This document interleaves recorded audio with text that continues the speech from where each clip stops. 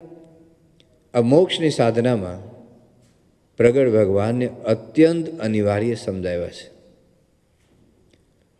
વચનામૃતની અંદર તમે જોશો તો વારંવાર મહારાજે પ્રગટ કે પ્રત્યક્ષ શબ્દ મૂકીને જ્યાં જ્યાં આત્યંતિક મુક્તિની વાત કરી છે, આ મોક્ષની સાધનાની બાબત બતાવી છે, ત્યાં ભગવાન સ્વામિનારાયણ પ્રગટ ભગવાન જ બતાવ્યા છે. એટલે પ્રગટ ભગવાન આપણી સાધનામાં સમજવા કેટલા અનિવાર્ય છે એની વાત આપણે જુદા જુદા 7 મુદ્દાને આધારે જોઈશું. તો પ્રગટ ભગવાન શા માટે અનિવાર્ય છે એનો પહેલો મુદ્દો છે કે પ્રગટને ઓળખવા એ જ જ્ઞાન છે. પ્રગટને ઓળખવા એ જ જ્ઞાન. શ્રીજી મહારાજે લોયાના 7મા વચનામૃતમાં ઉપનિષદોની બેશ્રુતિ આપી છે કે ઋતે જ્ઞાનન મુક્તિ. જ્ઞાન વગર મુક્તિ છે જ નહીં. પણ કયું જ્ઞાન? લૌકિક જ્ઞાન તો આપણને બધાને છે. પણ તમેવ વિદિત્વા તે મૃત્યુમેતિ નાન્ય પંથ વિદ્યતે યનાય. તમેવ વિદિત્વા અતિ મૃત્યુમેતિ નાન્ય પંથ વિદ્યતે અયનાય. ભગવાનને જાણ્યા વગર, ભગવાનને ઓળખ્યા વગર જીવ ક્યારે આ ભવસાગર મૃત્યુને અથવા અનંત પ્રશ્નોનો ક્યારે અંત નહીં લાવી શકે. એટલે ભગવાનનું જ્ઞાન જરૂરી છે. હવે એમાં લોયાના 7મા વચનામૃતમાં પ્રશ્ન એ છે કે ભગવાનનું જ્ઞાન એટલે શું? એમાં ભગવાન સ્વામિનારાયણ કહ્યું કે શાસ્ત્રે કરીને તો બધાને ભગવાનનું જ્ઞાન છે. તમે રામાયણ વાંચો એટલે તમને રામ ભગવાનનું જ્ઞાન થાય. ભાગવત કે મહાભારત વાંચો તો તમને કૃષ્ણ ભગવાનનું જ્ઞાન થાય. કોઈ પણ દેવી પુરાણ વાંચો તો તમે કોઈ માતાજીનું જ્ઞાન થાય. શિવ પુરાણ વાંચો તો શંકર ભગવાનનું જ્ઞાન થાય. વિષ્ણુ પુરાણ વાંચો તો વિષ્ણુ ભગવાનનું જ્ઞાન થાય. વરાહ પુરાણ વાંચો તો વરાહ ભગવાનનું જ્ઞાન થાય. તો શાસ્ત્રે કરીને તો ભગવાનનું જ્ઞાન થાય. અને ઘણી વખત આપણે એનો જ ભાર હોય. દાખલા તરીકે વચનામૃતના શબ્દો બોલ કરું તો વચનામૃતના આધારે મને ભગવાન સ્વામિનારાયણનું શાબ્દિક જ્ઞાન છે. કયા વચનામૃતમાં કયા લીટીમાં કયો શબ્દ છે, કઈ વાત છે, કદાચ હું કહી શકું. એ શાસ્ત્રે કરીને જ્ઞાન છે. મહારાજે એ જ્ઞાનને આત્યંતિક મુક્તિમાં બહુ મહત્વનું સમજાયું નથી.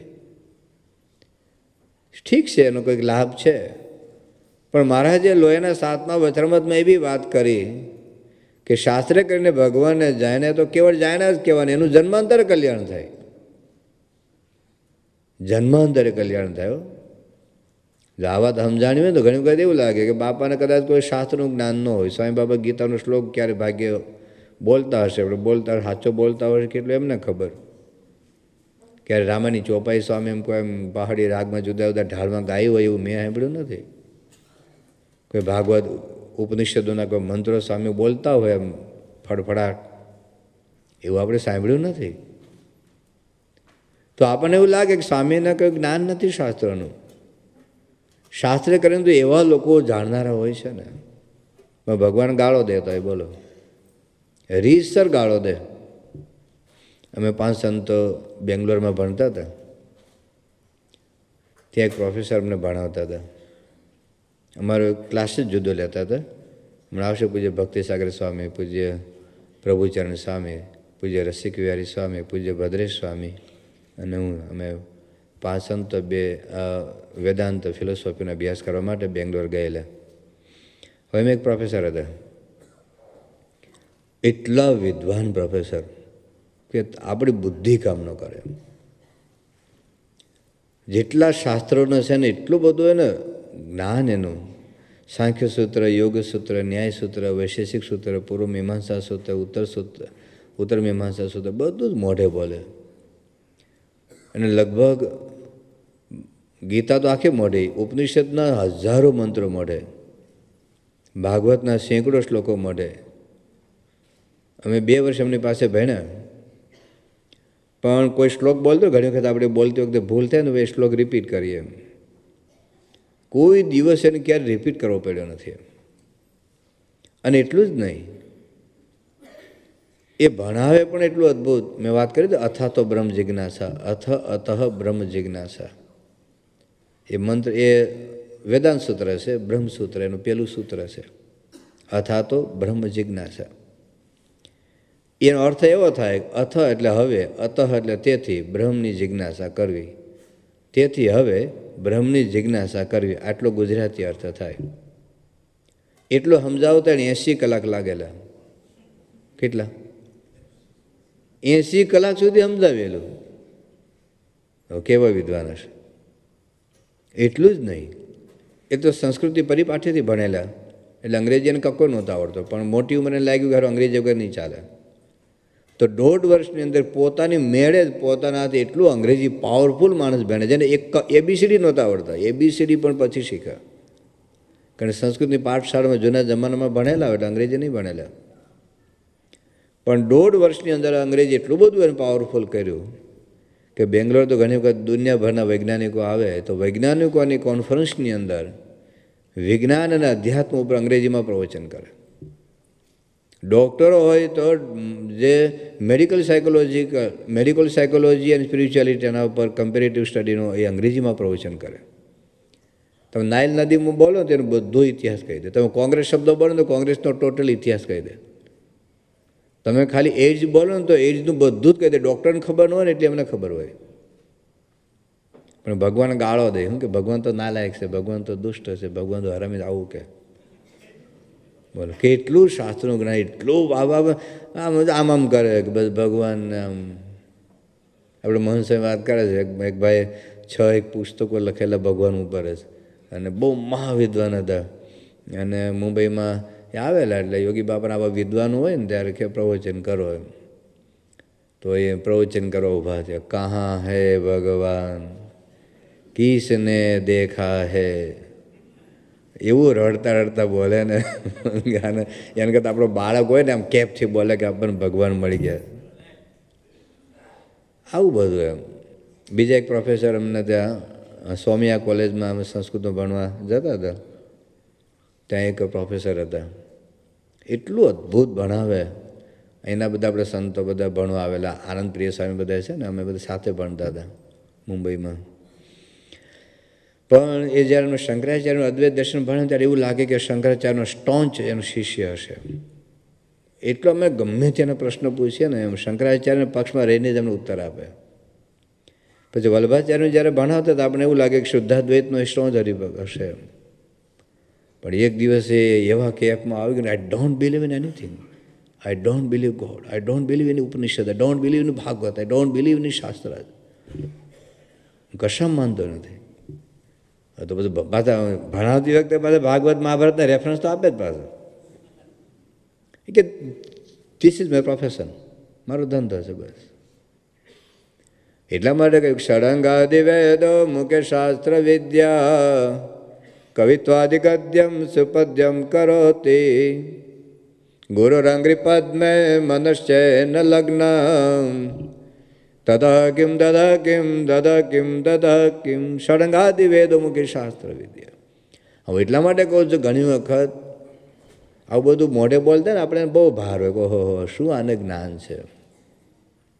એ જ્ઞાનનો તો કોઈ અર્થ નથી. ઠીક છે, હવે આપણે હું આ બધું વચરામૃતમાં જાય ત્યારથી બોલ કરું છું, તમને લાગે કે મહાજ્ઞાન, એવું નથી, એવું કશું નથી. ઘણા સંતો હતા કે પ્રવૃત્તિમાં રાત દાડો પહેર્યા હતા, હવે એને એટલા બધા વચન નંબર નહીં આવડતા હોય, એટલો બધો અભ્યાસ ન હોય. અમે તો નવરા બેઠા વાંચ્યા કરીને બોલ્યા કરીએ. બધા કે અમે ઘણા ખેતીવાડી સંભાળતા, ગૌશાળા સંભાળતા, રસોડો સંભાળતા હોય, અથવા પૂજારીનું બધું કામકાજ કરતા હોય, એના એટલો અભ્યાસનો અનુકૂળતા ન હોય તો ન યાદ રહી હોય. તો એને અર્થ એવું નથી કે અમે બહુ જ્ઞાની છે ને બીજા કોઈ જ્ઞાની નથી. જ્ઞાનની વ્યાખ્યા જુદી છે. જ્ઞાની એટલે કોણ કે ષડંગાદિ વેદો મુખ્ય શાસ્ત્ર વિદ્યા. 4 વેદ મોઢે, આપણને નામ મોઢે નથી 4 વેદના. હિન્દુ કહેવાય ને, પૂઠા તો ક્યાંથી જોયા હોય, પણ શાસ્ત્ર માત્ર મોઢે હોય. આપણે ગીતાનો એક શ્લોક મોઢે નથી, એક નિજાત્માનું બ્રહ્મરૂપ મોઢે નહીં હોય. જોજો આ પેલું ગુણાતીતમ ગુરુમ પ્રાપ્યમ, અરે બધું ભાતનું બોલે, કેટલા વખતથી બોલે છે આપણે ગુણાતીતમ ગુરુમ પ્રાપ્યમ. અરે એવું તમે એકલા બોલાવો ને તો બધું એટલું ચિત્ર વિચિત્ર બોલતા હોય છે.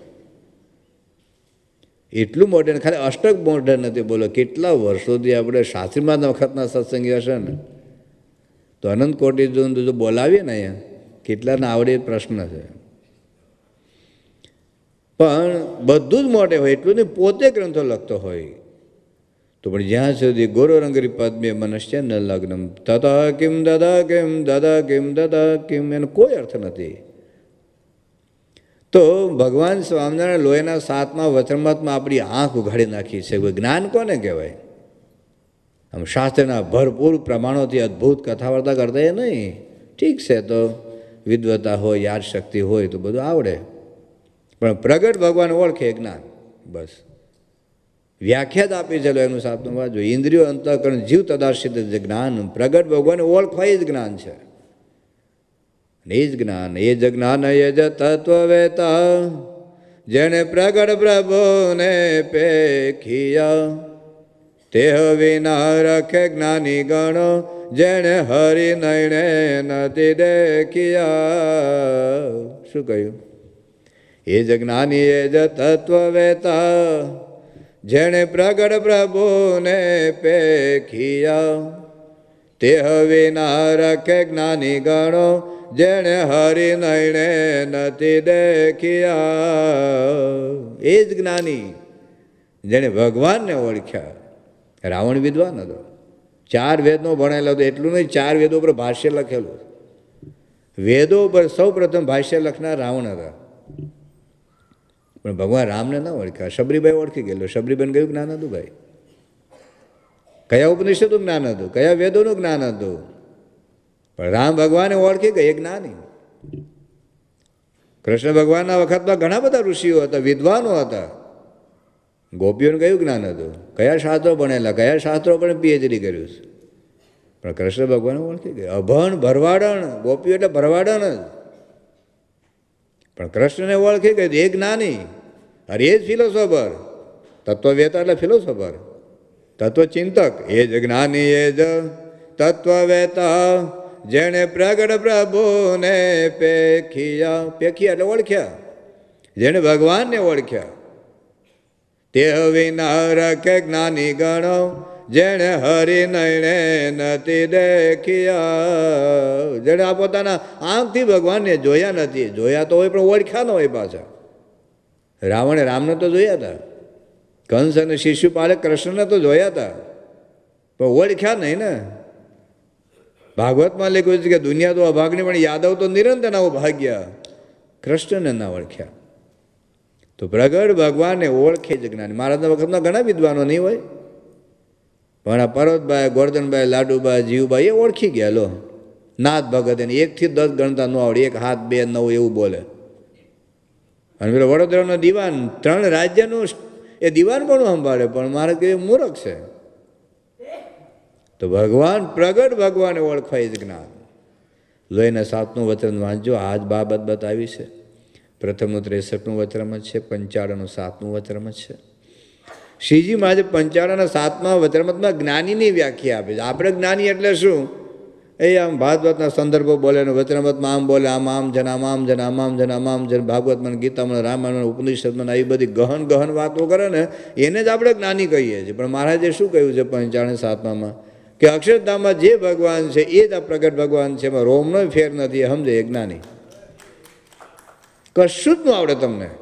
જે અક્ષરધામમાં પૂર્ણ પુરુષોત્તમ નારાયણ છે એ જ આ પ્રગટ છે એવું જો મનાય ને, એક વચનનો સંદર્ભ ન આવડે એનો અર્થ નથી કે નહીં વાંચવાનું. પાછું જોજો, હા તમે પાછું બધું ભાત ભાતનું લઈ લો હેલું, કે હવે તો તમે ના જ પાડી દીધી છે, જ્ઞાનની જરૂરિયાત જ નથી. બસ કોઈ અંતિમ વાત ઉપર નહીં જવાનું. પણ કહેવાનું તાત્પર્ય એટલું છે કે પ્રગટ ભગવાનને ઓળખવા એ જ જ્ઞાન છે. તો પેલો મુદ્દો આપણે એ જોયો કે પ્રગટ ભગવાનને ઓળખવા એ જ ખરું જ્ઞાન છે. બીજો મુદ્દો છે કે પ્રગટ ભગવાનની ભક્તિ એ જ સાચી ભક્તિ છે. ભક્તિ તો ઘણા લોકો કરે છે. નિષ્કોણ સ્વામીએ લખ્યું છે કે જ્યાં આવ્યું જેને ભળતું ત્યાં ભળે દયા ભગત. એવા ભગતે બ્રહ્માંડ ભર્યો તે પણ જાણવી વિગત. જ્યાં આવ્યું જેને ભળતું ત્યાં ભળી થયા ભગત. કેટલા લોકો ભક્તિ કરે છે અત્યારે ચાતુર્માસમાં તો ભક્તિ ખીલે, બહુ ખીલે. અને જન્માષ્ટમીમાં ભક્તિ વધારે ખીલી હતી, ખબર? અમારા દેશમાં તો બહુ ખીલે. અને નવરાત્રિ આવશે ને હમણાં ભક્તિ ઓવરફ્લો થશે, બધા ડેમ છલકાઈ જાય. જોજો આ વડીલો છે ને એ ધોળાવાળા કાળા કરીને પહોંચી જાય કે ઘર આંગણે ગંગા આવી છે નાહી લઈએ. જોજો તમે બધા જો આપણે આખા દુનિયાભરમાં મારો વાળો ગુજરાતી ગમે ત્યાં પહોંચ્યો હોય ને એ ગરબા ગોઠવી કાઢે. ઇન્ડિયન કલ્ચર શું? ઇન્ડિયન કલ્ચર બાપનું કપાળ ઇન્ડિયન કલ્ચર. એક્ટર ને એક્ટ્રેસને બોલાવીને નચાવવા, બસ ઇન્ડિયન કલ્ચરના કલ્ચરલ પ્રોગ્રામ છે. ઠીક છે, આપણે આવું કહીએ ને લોકો એવું કહે તમે સામેવાળા માતાજીની ટીકા કરો. ભાઈ માતાજીની ટીકા નથી કરતા, તમે ગરબા જરૂર રમો. એક માતાજીનો એક આભાર વ્યક્ત કરવાનો છે. એને મહિષાસુરનો નાશ કર્યો, માનવ જાતની રક્ષા કરી, વિજયાદશમી દિવસે એનો વિજય થયો. એ નિમિત્તે માતાજીને આભાર વ્યક્ત કરવા માટે એ કૃતજ્ઞતાપૂર્વક માતાજીના ગુણગાન ગાવાના હોય છે. એમાં બૈરાન પુરુષો ભેગા થઈ નાચે, એ માતાજી રાજી થાય? એમાં પિક્ચરનો ગાયનો વાગતા હોય ને એ ભયંકર રીતે ગરબા લેવાતા હોય, એ આપણું કલ્ચર જ નથી. ગરબા રમો જરૂર રમો, ભાઈઓ જુદા રમે, બહેનો જુદા રમે, પણ એમાં તો મજા જ નહીં પડે ને. પ્રશ્ન એ છે. 2 વર્ષ પહેલાં દિવ્ય ભાસ્કરમાં એક અમદાવાદના 20 છોકરાનું ઇન્ટરવ્યૂ લીધું, અને ફોટા સહિત નામ સહિત કટિંગ છે મારી પાસે સારંગપુરમાં. 20 છોકરા અમદાવાદના યુવાન છોકરાઓનું ઇન્ટરવ્યૂ લીધેલું કે તમે નવરાત્રિના ગરબામાં શા માટે જાઓ છો. 20 છોકરાને ફોટા આપ્યા છે, નામ આપ્યું છે અને એનો જવાબ આપેલો છે. 20 છોકરામાંથી એક છોકરા એવું કીધું નથી કે માતાજીને રાજી કરવા માટે એમ જઈએ છીએ. એક હમ ખાવા પણ નહીં, સમ ખાવા માટે નહીં. 20 છોકરા કીધું છે છોકરીઓ એને જોવા અને છોકરીઓ અરે ફરવા જઈએ છે. શું અધ્યાત્મ છે આ? અધ્યાત્મ કહેવાય? કયા પ્રકારનું અધ્યાત્મ છે આ? ભક્તિ કહેવાય? ખરેખર માતાજી ભક્તિ કહેવાય?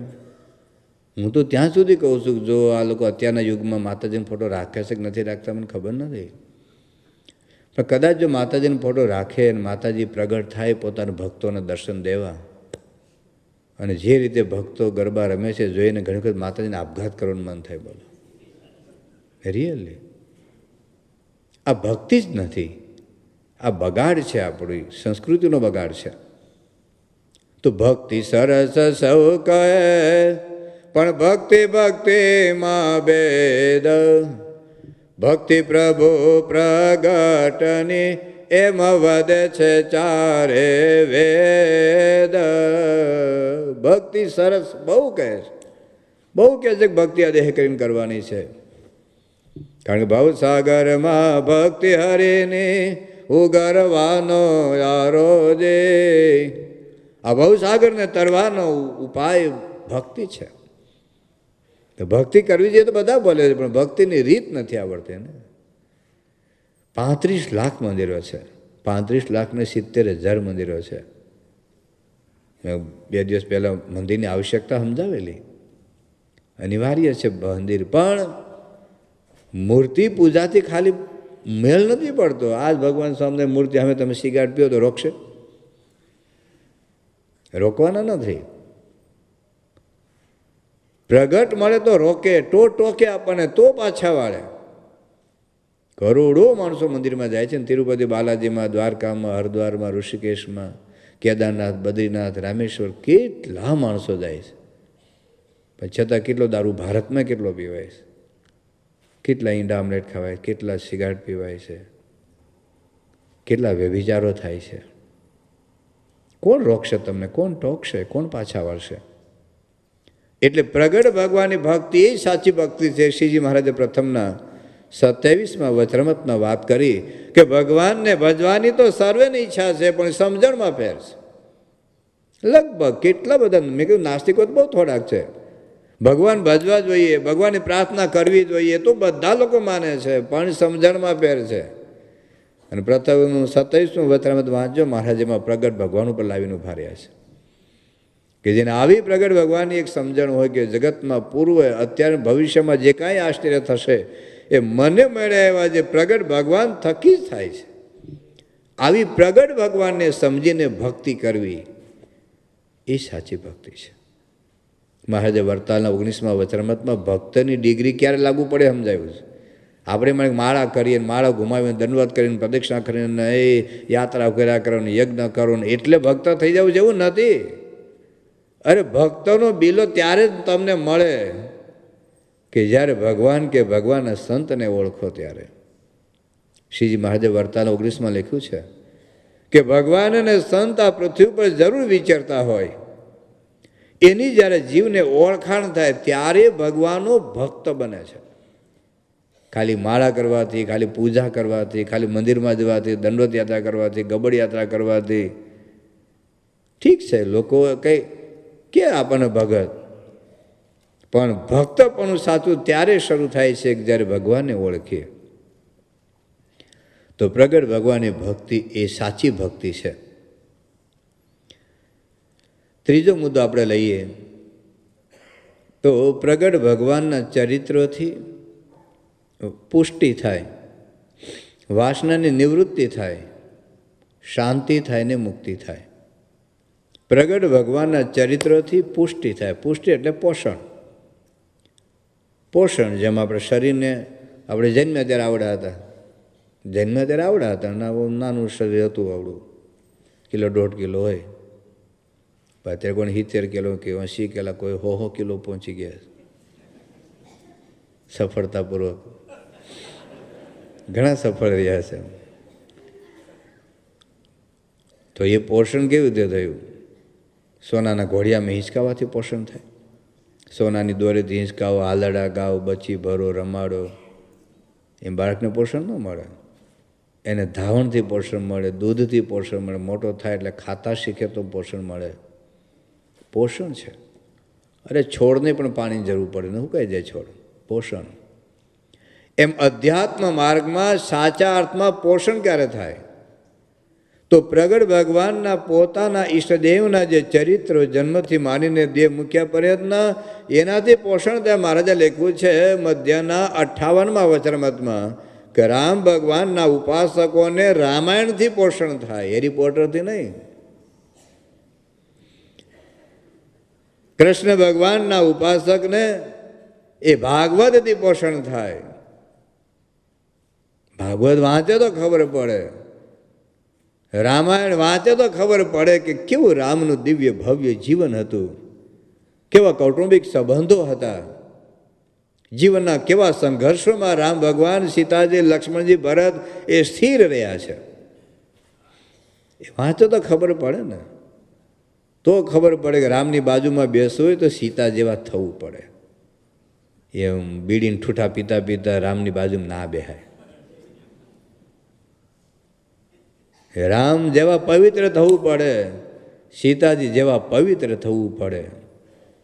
કૃષ્ણ ભગવાનના ચરિત્રો એ વાંચવા પડે. તો કેવા કેવા સંઘર્ષોમાં કૃષ્ણ ભગવાન સ્થિર રહ્યા છે. તો એવી જ રીતે પછી મહારાજે મુક્તાનંદ સ્વામીને આજ્ઞા કરી કે તમારા ઈષ્ટદેવના ચરિત્રના ગ્રંથો, વાણી અને ચરિત્રના ગ્રંથો તમે બનાવો. એટલે મહારાજે કહ્યું, એનું તાત્પર્ય એટલું હતું કે આપણું જે પોષણ છે એ આપણા ઈષ્ટદેવના ગ્રંથો આપણે વાંચીએ.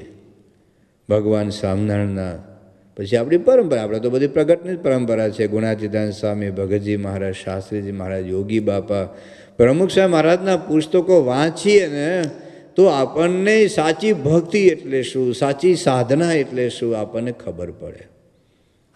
દાખલા તરીકે વચનામૃતમાં લખ્યું સહન કરવું, પણ સહન કરવું એટલે શું એ તમે મહારાજનું જીવન જુઓ. ભગવાન સ્વામિનારાયણ અક્ષરધામના અધિપતિ પરબ્રહ્મ પુરુષોત્તમ નારાયણ, એના કેવા અપમાનો થયા છે, કેવી ઉપેક્ષા થઈ છે, ભગવાન સ્વામિનારાયણ કેવી ટીકા નિંદાઓ થઈ છે, પણ ભગવાન સ્વામિનારાયણ ક્યાંક ઉદાસ થયા છે? નીલકંઠ વર્ણી રૂપે જુનાગઢની અંદર ગયા એક ધર્મશાળામાં જમવા બેઠા. એ અમુક જગ્યાએ કાર્યકર્તાઓ વધારે ને બીજા વધારે હેરાન થાય. કઈ અહીંથી ઉઠો, અહીં બેહારો, તો ત્યાં બેસો. બીજો કાર્યકર એ અહીંથી ઉઠો, અહીં બેહો. ત્રીજો કાર્ય એ અહીંથી ઉઠો, અહીં બેહો. ભગવાન કે જેલી ઉઠાડું ખાધા વગર જવાનું નથી. 17 વખત ભગવાન સ્વામિનારાયણ ઉઠાડે તો આપણને 2 વખત ઉઠાડે ને થાળી ફેંકી જતા રહી બહાર. ખાવા આવ્યા છો? કોણ કે તમે ખાવા આવ્યા છો? પણ હવે થોડી વ્યવસ્થાને લીધે થોડાક એડજસ્ટ થાવ ને. આપણે છોડીને જતા એટલે મને કેમ બોલ્યા? બોલ્યા હવે તારા પત્ની નથી બોલતા ખરે ને? ત્યાં તો બોલે ને, એ તો મારે થોડુંક મારે વાંક હતો એમ, એટલે બાકી ઓમ તો મારે ઓમ હારા, ઓમ બહુ વાંધો નહીં, ઓમ ઓમ ઓમ બહુ વાંધો નથી એમ. મારે વડે વાંકા વળીને સહન કરી લે. બોલ, દીકરો ગમે તેમ બોલી જાય, જમા ગમે તેમ બોલી જાય, પેલી દીકરી બેફામ બોલીને જતી રહે મુસલમાન રહે, તારે ઓમ તો ઓમ વાંધો નથી, ઓમ તો સારા છે.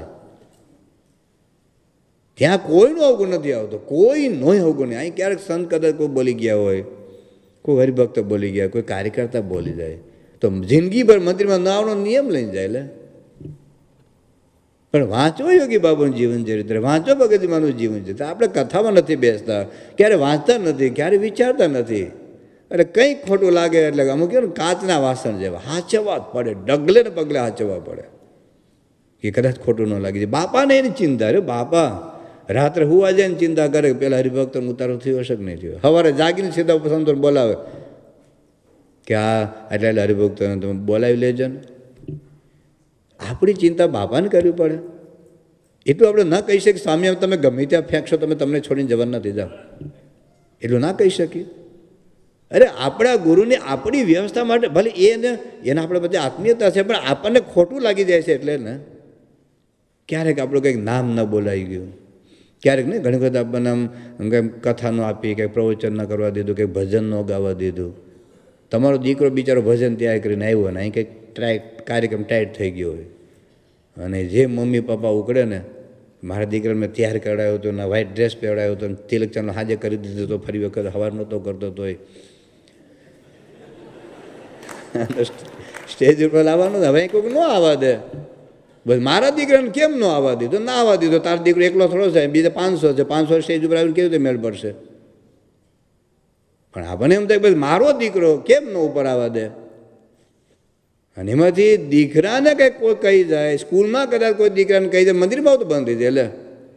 એટલે સ્કૂલમાં કદાચ કોઈ તોફાન કરતો હોય છોકરો તો કદાચ શિક્ષકો બોલે તો શિક્ષક બોલે મંદિરમાં આવતો બંધ થઈ જાય કે તમારી સ્કૂલમાં અમારા દીકરાને આવું કહી દીધું. શું આપણા ભેજા છે ખબર જ નથી પડતી. શું આપણે અધ્યાત્મને સમજ્યા છે? અરે વર્ષો સુધી મંદિરમાં હોમાઈ ગયા છે યોગી બાપાના વખતથી આજ સુધી, અને મંદિરમાં દેખાતાય નથી. બોલો કેમ? કોઈક બોલી ગયા, લો કોઈ કંઈ કહી ગયા, હવે અમારે મંદિરની જરૂરિયાત નથી. તો તમારા પત્નીની જરૂર છે કેમ? તમારા દીકરાની જરૂર છે ને? બે રહ્યો ઘરે જા. દીકરા દીકરી નોખા કાઢીને રોટલાને બટકું ખવડાવતા નથી, ત્યાં વાંધો નથી. આખી જિંદગી તમે પાળી પડશે ને મોટા કર્યા, રાન રાન પાન પાન થઈ ગયા. એ તમારો દીકરો તમને છોડીને જતો રહ્યો, તમને રોટલાને બટકું ખવડાવતો નથી, સરકાર તમને પોષે એટલે સારું છે, એમાં વાંધો નહીં. મારો દીકરો તો ડાયો, હું વાંધો નહીં. મંદિરમાં કંઈક બોલી જાય, કોઈક કહી જાય તો ક્યારે ઘડતર થશે આપણું? મંદિરને કશું નુકસાન નથી ભાઈ. હું ઘેર જતો રહ્યો, મંદિર શું નુકસાન છે? શું નુકસાન છે મંદિરને? ઠાકોરજીને શું નુકસાન? ચાલો હું ઘેર જતો રહું તો ઠાકોરજી શું પ્રશ્ન છે? બાપાનો શું પ્રશ્ન છે? મારો પ્રોબ્લેમ છે, મને પ્રોબ્લેમ છે ને. હોસ્પિટલમાં આપણે જતા બંધ થઈ જાય, હોસ્પિટલને શું નુકસાન છે? હોસ્પિટલ આપણા આગળ બંધ થઈ જવાની છે? આપણા કરતાં લાખો બીમાર છે, બીજા હોસ્પિટલ તો ચાલવાની છે, પણ આપણું ઘડતર નહીં થાય, આપણો મોક્ષ નહીં થાય. સત્પુરુષનો ભાવ લઈને જઈએ, સંતોના અવગુણ લઈને જઈએ, બીજા કાર્યકર્તાને આપણે એમ ઝેર ઓકીને જઈએ તો નુકસાન આપણને છે, ખોટ આપણને છે. તો કેમ આવું થાય? સેવા તો કરતા હતા. એક સામાન્ય બાબાને ફોટો પાડવા ન દીધો કે વિડીયો પાડવા ન દીધી કે ભાઈ આમ બાબાને દર્શન કરવા આવવા ન દીધા અને આમ નક્કી કરીને જાય બસ હવે સત્સંગ બગડી ગયો. પહેલાં બહુ સારું હતું, મારું મન બગડ્યું છે વિચાર ને, સત્સંગ બગડી ગયો. આપણી રીતે ન થયું, બસ મારી રીતે થાય, હું જેમ કરતો એમ થાય. અમે એક જગ્યાએ ગયા હતા ઓસ્ટ્રેલિયા બાજુ, હમણાં જઈને આવે આવતા જ નથી. મને કેમ નથી આવતું? હવે અમારા મંદિરમાં અમારી જરૂર નથી. હવે નવાને તક નહીં આપવાની. કોઈ નવા સારા હોય, થોડું બુદ્ધિશાળી હોય, થોડું આયોજન કરી શકતા હોય, બધાને એડજસ્ટ થઈ શકતા હોય, અથવા બીજાને બધાને સમૂહ મળીને કાર્ય કરી શકતા હોય તો બાપાની ઈચ્છા પ્રમાણે ગમે ત્યારે બદલે. મને બદલે, તમને બદલે, આત્મસ્વરૂપ સ્વામીને બદલે, કોઠારી સ્વામીને બદલે, સ્વામી તો ગમે ત્યારે બદલે. તો પછી આપણે બસ મારી આ સંસ્થાની જરૂર હતી ત્યાં સુધી મને રાખ્યું, હવે મારી મંદિરમાં જરૂર નથી. બે રહ્યો, જાઓ ઘરે ટીવી જોયા કરો. સમજતા જ નથી ને આપણે સત્સંગને. સમજો સત્સંગ શાના માટે આવ્યા છે? કંઈ હોદ્દા માટે આવ્યા છે? કોઈ પ્રવૃત્તિ માટે આવ્યા છે? આપણે ભગવાન ભજવ્યા, શોધી આવ્યો તું સત્સંગમાં ભજવાને ભગવાન, આવ્યો તઈ તારા અંગમાં નહોતા મોટપને માન. સૌ સંતને શિષ્ય નામતો રે થઈને દાસાનો દાસ, ગુણ ગોવિંદજીના ગાવતો રે જગત થઈ ઉદાસ. એ ગયું તારું ગાંઠનું ને બીજું પેઠું પાપ, લઈ લીધું લક્ષણ લાઠનું અવળું કર્યું આપ. બની વાત ગઈ બગડીને કવથાનું છે કામ, દિલે સળગે છે સગડી સૌનો થાવ હશ્યામ. બસ મને હોદો મળે તો જ મને મંદિરમાં આવું એવું છે? આપણા મંદિરમાં કોઈ રાજકારણ છે? ઘણા તો એવું કહેવાય પોલિટિક્સ ચાલે છે. શું પોલિટિક્સ ચાલે? હકીકતમાં જો તમે આ ગુરુઓના જીવન ચરિત્ર વાંચો તો ખબર પડે ને કે ગુરુને કેવા જ પ્રસંગોમાં એ લોકો એડજસ્ટ થયા છે. ભગતજી મહારાજ જેટલું અપમાન થાય છે આપણું સાચું વિચારો. જ્યારે જ્યારે ભગતજીના દર્શન કરવા જાઓ ને એક વખત તો વિચાર મગજમાં નાખી જ દેવાનો કે ભગતજી મહારાજ આપના જેટલું અપમાન મારું આ સત્સંગમાં થાય છતાં હું આ પ્રમુખ સામે ન છોડી શકું, એવો આશીર્વાદ આપજો, એવું બળ આપજો. તમે સંકલ્પ તો કરો. કૂતરાની જેમ જે અડધું થતા હોય, જેના મુખ ઉપર રેખા ન બદલાય. અરે દરવાજાની બહાર બેહી રહે, દરવાજાની બહાર બેહી કે જો પેલી સભામાં વાત કરી અક્ષરબ્રહ્મ ગુણાતીતાનંદ સ્વામી છે, અને કોઈનું વિરુદ્ધ બોલ્યા નથી. શાસ્ત્રીજી મારે તમે જુઓ છે, વડતાલ વિરુદ્ધ એક શબ્દ બોલ્યા છે, ગમે એટલો માર પહેર્યો છે, ગમે એટલું અપમાન થયા છે, અરે મારી નાખવાના કેવા કાવતરા થયા છે. યોગી બાબા કેટલો માર ખાધો, 100 વખત ગરદા પાટું માર ખાધો, ગાળો ખાધી, હાણસી ભરે માંસના લોચા કરીને ખા. યોગી બાબા ગુરુ ઋષિ એક શબ્દ બોલ્યા છે ક્યારે? આટલી તો આપણે કોઈ મારવાનું નથી ભાઈ સાહેબ, પણ છતાંય આટલો મોટો સમૂહ વધ્યો છે. કદાચ કોઈ કાર્યકર્તા હોય કે બે બોલવા ચાલવામાં કદાચ ફેર પડે, એ પણ એના પણ મગજ હોય છે ને પાછા, ક્યાં એકાંતિક છે કોઈ. પણ એ વખતે આપણને એમ થઈ જાય કે બસ એમાં નુકસાન આપણને છે. કહેવાનું તાત્પર્ય એટલું છે કે આ ગુરુઓના જીવનચરિત્ર વાંચીએ તો ખબર પડે કે ગુરુઓ કેવી રીતે એડજસ્ટ થયા છે, કેવી રીતે બીજાને અનુકૂળ થયા છે, કેવી રીતે એનું મનનું મૂકી દીધું છે, કેવી રીતે એને સંભ રાખ્યો છે, કેવી રીતે બધાના અનેક સ્વભાવવાળા, દોષોવાળા, વાસનાવાળાને કેવી રીતે એને નભાવ્યા છે. આપણી લાખ ભૂલોને આપણે નભાવી લઈએ, પણ કોઈની એક ભૂલ આપણે નભાવી શકતા નથી.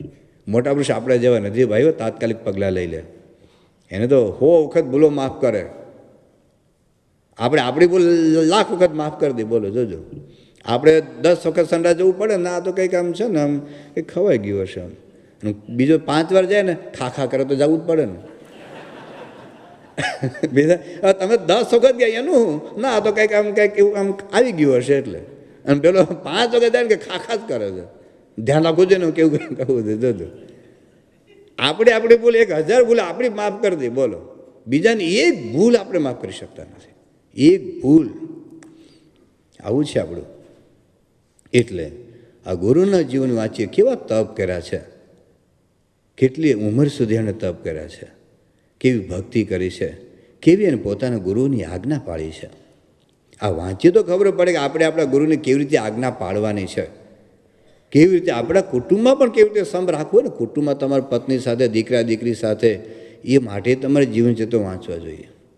મેં પહેલાંય વાત કરી છે કે તમારા કૌટુંબિક સંબંધો જાળવાય તો એટલા માટે પ્રમોશન વાંચો, નથી વાંચતા. બોલો, અમે હમણાં ગઈકાલે મારે પેલા લોકોની સભા હતી અહીંયા, તમારા બાળમંડળ ચાલતું હતું, વાલીદીન મારે ક્યાં કિશોર કિશોરી અને યુવક યુવતીઓ હતા. મેં પૂછ્યું પ્રમુખ પુસ્તક વાંચનાર કેટલા છે? એમાં આંગળી ઊંચી નથી કરાવી, કારણ કે લોકો એમ બોલે છે કે અમને એમ યાર હું આટલો મોટો નથી વાંચતો, મારા સામે કોઈ એમ કે તમે નથી વાંચતા, મારે આમ ખોટી ખોટી આંગળી ઊંચી કરવી પડે છે. એવું મારી પાસે એક પત્ર આવ્યો કે તમે ક્યારે જો સાચું બોલીએ કે હું નથી વાંચતો તો શરમ અનુભવાય ને કે હું આટલો મોટો અને હું નથી વાંચતો, એટલે મારે ખોટી ખોટી આંગળી ઊંચી કરવી. આજુબાજુ જોયા કરે, યાર તું નથી વાંચતો, તું નથી વાંચતો, એટલે મારે હૈયાના હારને આંગળી ઊંચી ન કરાવાય. બાપાના હૈયાના હાર છો, લોક લાડીલા નેતા છો, બાપાના જીવન પ્રાણ છો, એટલે તો હવે અહીં કે અમને શરમ, ભાઈ શરમ હું કામ? અનુભવ આપણી ભૂલ છે તો સ્વીકારનું. નથી વાંચતા તો શું વાંધો છે? કંઈ વાંધો નહીં, એમાં શરમની કંઈ જરૂરિયાત નથી. આપણે તો ખ્યાલ નહોતો, હવે વાંચવાનું એમાં હું તો વાંચ્યો. ભાઈઓ, જે ગુરુ આપણા માટે 85 વર્ષ કાઢ્યા છે, 84 વર્ષ, એ પ્રમુખ સાહેબનું પુસ્તક વાંચવાનું તમને 5 મિનિટ ટાઈમ નથી. ક્યાં કહે છે કે ધંધો બંધ કરી દો, નોકરી બંધ કરી દો, ખેતી બંધ કરી દો, વેપાર બંધ કરી દો, શોપ બંધ કરી દો? કીધું તમને 5 જ મિનિટ. હું ક્યાં કરું 2 કલાક વાંચો? અરે સૂતા જવા, મારો ટીવી અડધો કલાક જુએ, 2 કલાક જોવે, છાપા અડધો કલાક 1.5 કલાક વાંચે, ગપ્પા માર્યા કરે. તો 5 મિનિટ તો વાંચો. પ્રમુખ સ્વામીનું પુસ્તક એક પછી એક પછી, આમાં તો મારે નથી આંગળી ઊંચી કરાવી, પણ છાતી ઉપર હાથ મૂકીને પૂછો છે, 5 પુસ્તકો આપણા ઘરમાં છે, નાના નાના 100 પેજના પુસ્તકો છે આપણા ઘરમાં, એ વાંચીએ છીએ ઘરે.